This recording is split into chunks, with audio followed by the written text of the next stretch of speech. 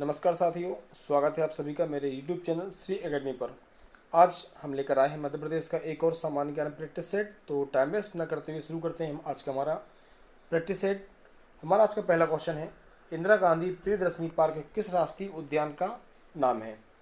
आपको बताना है कि इंदिरा गांधी प्रियदर्शनी पार्क किस राष्ट्रीय उद्यान का नाम है।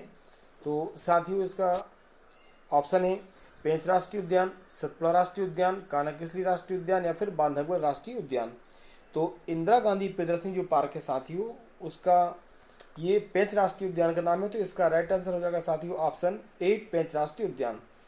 क्वेश्चन नंबर सेकेंड की बात करेंगे, मध्य प्रदेश का प्रथम सर्प उद्यान कहाँ स्थापित किया गया है। भोपाल में, पन्ना में, रीवा में या मंडला में। तो जिन भी साथियों ने भोपाल में जो वन विहार राष्ट्रीय उद्यान है वो देखा होगा, तो वहाँ पे सर्प उद्यान विकसित किया गया है। तो साथ ही इसका राइट आंसर है option A, Bhopal. Question number 3 की बात करेंगे, डायनासोर जीवाश्म राष्ट्रीय उद्यान की स्थापना की आधिकारिक घोषणा कब की गई है। डायनासोर जीवाश्म राष्ट्रीय उद्यान की आधिकारिक घोषणा कब की गई। दिसंबर 2010, जुलाई 2012, जुलाई 2013 या फिर अप्रैल 2014। तो साथ ही उसका राइट आंसर हो जाएगा ऑप्शन सी, जुलाई 2013। क्वेश्चन नंबर 4 की बात करेंगे, मध्य प्रदेश में जैव मंडल आरक्षित क्षेत्र कहाँ पर है। बांधवगढ़ में है, शिवपुरी में है, पचमढ़ी में है या फिर छतरपुर में है। तो साथियों, इसका राइट आंसर हो जाएगा option C, Pachmarhi. Question number 5 की बात करेंगे, माधव राष्ट्रीय उद्यान किस राजस्व संभाग के अंतर्गत आता है। माधव राष्ट्रीय उद्यान है ना, तो बताना है आपको कि भोपाल में है, उज्जैन में है, ग्वालियर में है या फिर चंबल में है। तो जानकारी होगी साथियों कि माधव राष्ट्रीय उद्यान जो है वो ग्वालियर संभाग में आता है। इसका राइट आंसर हो जाएगा हमारा option C. Question number 6, Bandhavgarh राष्ट्रीय उद्यान कहाँ पर है। मेरे पिछले प्रैक्टिस सेट में भी ये क्वेश्चन आया था, बहुत ज़्यादा महत्वपूर्ण क्वेश्चन है। तो बांधवगढ़ राष्ट्रीय उद्यान शहडोल, उमरिया, डिडोरी या फिर मंडला। तो साथियों, आपको जानकारी होगी, राइट आंसर है इसका ऑप्शन बी, उमरिया। बांधवगढ़ राष्ट्रीय उद्यान जो कि 32 पहाड़ियों से घिरा हुआ है, ठीक है, सफ़ेद शेरों के लिए प्रसिद्ध है। राइट आंसर है उमरिया। क्वेश्चन नंबर 7 की बात करेंगे, सांख्य सागर झील किस राष्ट्रीय उद्यान में है। पन्ना राष्ट्रीय उद्यान में, माधव राष्ट्रीय उद्यान में, संजय राष्ट्रीय उद्यान में या फिर बांधवगढ़ राष्ट्रीय उद्यान में। तो इसका राइट आंसर हो जाएगा साथियों, सांख्य सागर झील जो है वो माधव राष्ट्रीय उद्यान में है, ऑप्शन बी सही है इसका। क्वेश्चन नंबर 8 की बात करेंगे, मध्य प्रदेश का पहला वन्य जीवन जागरूकता केंद्र कहाँ स्थित है। छिंदवाड़ा में, राला मंडल इंदौर में, बोहनी नरसिंहपुर या फिर खमरिया जबलपुर। तो मध्य प्रदेश का जो पहला वन्य जीव जागरूकता केंद्र है वो राला मंडल इंदौर में स्थापित है साथियों। राइट आंसर हो जाएगा option B. Question number 9, Orchha वन्यजीव अभयारण्य मध्य प्रदेश के किस जिले में है। ओरछा वन्यजीव अभयारण्य की बात करेंगे साथियों, ये पन्ना में है, टीकमगढ़ में है, जबलपुर में है या फिर निवाड़ी में है। तो इसका राइट आंसर हो जाएगा साथियों ऑप्शन डी, निवाड़ी में पड़ता है ये। क्वेश्चन नंबर 10 की बात करेंगे, सूर्यास्त पॉइंट है ना, सनसेट पॉइंट है, एक बमनी दादर के रूप में जाना जाता है। यह किस राष्ट्रीय पार्क का एक प्रमुख आकर्षण है। पन्ना राष्ट्रीय उद्यान का, माधव राष्ट्रीय उद्यान का, जीवाश्म राष्ट्रीय उद्यान का या फिर कान्हा राष्ट्रीय उद्यान का।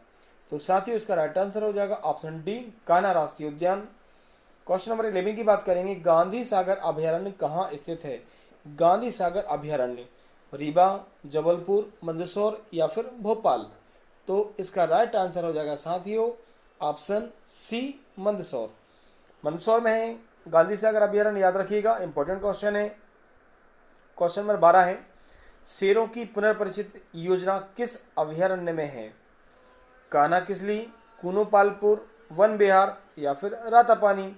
तो इसका राइट आंसर होगा साथियों आप 12 का ऑप्शन बी, कूनो-पालपुर। क्वेश्चन नंबर 13 की बात करेंगे, मध्य प्रदेश की नदियों की प्रकृति किस प्रकार की है। यहाँ से इस सेट में मैंने नदियों के कुछ क्वेश्चन डाले हैं। मध्य प्रदेश की नदियों की जो प्रकृति है वो किस प्रकार की है। वर्षा पर्यंत है, प्रायद्वीपीय है, द्वीपीय है या फिर उपरोक्त में से कोई नहीं। तो साथियों, इसका राइट आंसर हो जाएगा ऑप्शन बी, प्रायद्वीपीय। क्वेश्चन नंबर 14 की बात करेंगे, मध्य प्रदेश की किस नदी का नाम नामोदास है। महत्वपूर्ण क्वेश्चन है, नदियों से क्वेश्चन लगभग हर एग्जाम में 1 या 2 क्वेश्चन नदियों से रहते हैं।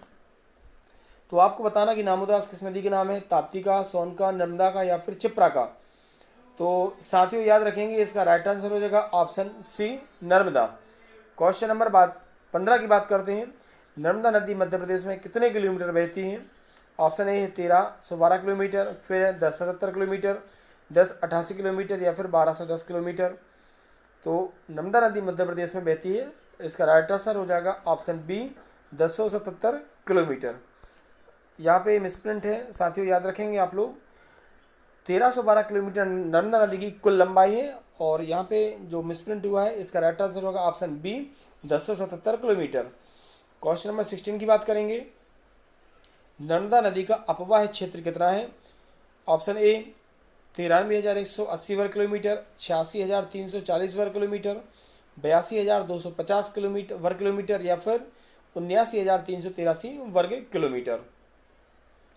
तो इसका राइट आंसर हो जाएगा साथियों नर्मदा नदी का जो अपवाह क्षेत्र आपको याद रखना है ऑप्शन ए 93,180 वर्ग किलोमीटर। क्वेश्चन नंबर 17 की बात करेंगे। नर्मदा नदी की कुल सहायक नदियां हैं, बहुत ज़्यादा महत्वपूर्ण क्वेश्चन है, कई बार आ चुका है परीक्षाओं में। नर्मदा नदी की कुल सहायक नदियां 36, 41, 44 या फिर 46। तो आपको याद रखना इसका राइट आंसर है ऑप्शन बी 41। क्वेश्चन नंबर 18 की बात करेंगे। नर्मदा नदी किसका निर्माण करती है? डेल्टा, संकवा, एस्चुरी या फिर उपरोक्त में से कोई नहीं। तो जानते हैं साथ ही हम लोगों ने पढ़ भी रखा है कि जो नदियां पश्चिम दिशा की ओर बहती हैं वह एस्चुरी बनाती हैं, जो पूर्व की ओर बहती हैं वो डेल्टा का निर्माण करती हैं। तो नर्मदा नदी जो है आपको याद रखना है डेल्टा, संकवा या फिर एस्चुरी। तो नर्मदा नदी पश्चिम दिशा की ओर बहती है तो ये एस्चुरी का निर्माण करती है। राइट आंसर हो जाएगा option C estuary. Question number 19 की बात करेंगे। ताप्ती नदी का उद्गम कौन से जिले से है? होशंगाबाद से है, हरदा से है, बैतूल से या फिर छिंदवाड़ा से है। तो इसका राइट आंसर हो जाएगा साथियों ऑप्शन सी बैतूल। बैतूल का जो मुल्ताई है वहाँ से ताप्ती नदी का उद्गम होता है। क्वेश्चन नंबर 20 की बात करेंगे। चंबल नदी का उद्गम कहाँ से होता है? भिंड, रतलाम, महू या फिर उज्जैन। तो हम जानते हैं साथियों कि चंबल नदी का उद्गम जो है महू से होता है, जनापाव पहाड़ी से होता है। तो इसका राइट आंसर हो जाएगा ऑप्शन सी। क्वेश्चन नंबर 21 की बात करेंगे। निम्न में से कौन सी नदी पश्चिम की ओर बहती है? गंगा, नर्मदा, गोदावरी और यमुना। तो हम जान चुके हैं, पहले ये क्वेश्चन आ चुका है कि नर्मदा नदी एस्चुरी बनाती है, क्यों? क्योंकि वह पश्चिम दिशा की ओर बहती है। तो इसका राइट आंसर हो जाएगा साथियों ऑप्शन बी नर्मदा नदी।